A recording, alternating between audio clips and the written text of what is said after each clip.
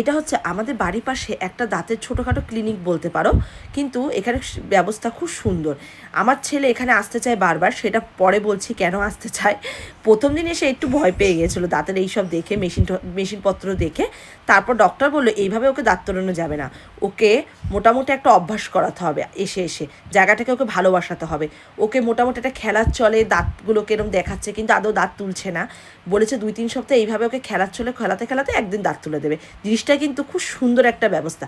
আর আমার ইন্ডিয়াতে মনে আছে, আমি যখন ছোটোবেলায় ইন্ডিয়াতে দাঁত তুলতে গিয়েছিলাম, আমি রাস্তায় যথারীতি দৌড় মেরে শুয়ে পড়েছিলাম।